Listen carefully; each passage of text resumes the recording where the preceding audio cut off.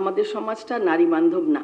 বাসার মেল মেম্বারটা চান না যে একটা নারী বাইরে যাক, তাহলে ঘরের সমস্যা, রান্না করতে সমস্যা হবে, বাচ্চা পালতে সমস্যা হবে। পুরুষরাই কিন্তু বলে যাচ্ছে যে নারীদেরকে এই দেয়া হবে, ওই দেয়া হবে, কিন্তু দরজা থেকে যখন, রুম থেকে যখন বের হন, সব ভুলে যান যে কি কথা ওনারা বললেন। ব্যাংকে গেলে আপনার নারীরা সহজে ফান্ড পায় না।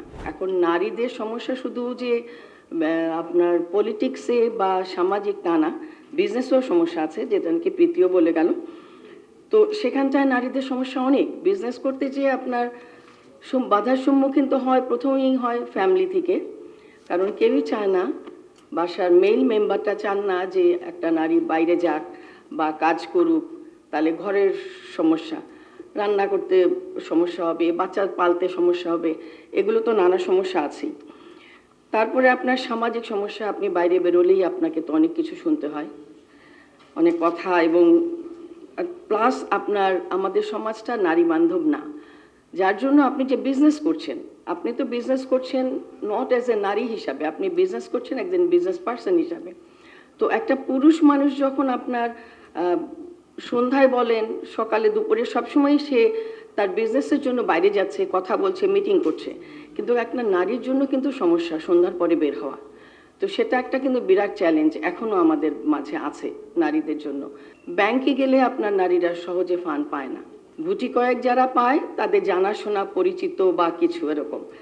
তারপরে নারীরা ইনফরমেশনও পায় না কোথায় তার প্রোডাক্টটা বিক্রি করতে পারবে, কোন জায়গায়, কোন কোন এরিয়াতে অ্যাকচুয়ালি এই প্রোডাক্টের ইয়ে আছে সেটাও। তারপরে আপনার তাদের আউটলেটও নেই, যে তারা যে প্রোডাক্টটা আউটলেটে যে রেখে বিক্রি করবে, সেটাও মোস্ট অফ দ্য উইমেন এন্টারপ্রেনারদেরই সমস্যা।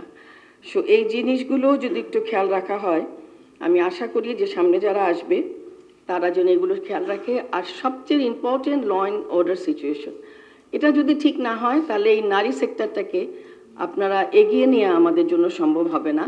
কারণ আপনার এই দেশে আপনার মোর দ্যান 50% নারী, সেখানটায় আপনারা যদি এই সেক্টরটাকে আমরা যদি সরিয়ে রাখি এক সাইডে, তাহলে দেশ কি করে গড়বে? তো আপনারা যখন দেশ গড়তে চাচ্ছেন, এবং আমরা সবাই চাচ্ছি, এই দিকটা আমাদের খেয়াল রাখতে লাগবে।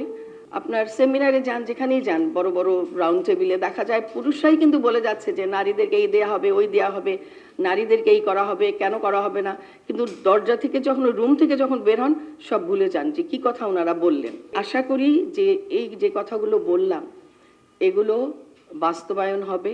এখানে নারী নেত্রীরা আছেন, সো আপনারাও খেয়াল রাখবেন। প্লাস আমাদের অনেক ইয়াং নেত্রীরাও আছে, সবসময় আমাদেরকে এগুলো কথা বলতে হবে, তাদের কানে ঢুকাতে হবে, তাদেরকে জানাতে হবে যে না, এগুলো আমাদের দরকার আছে, এগুলো না করলে দেশটা যেরকম ছিল সেরকমই থেকে যাবে।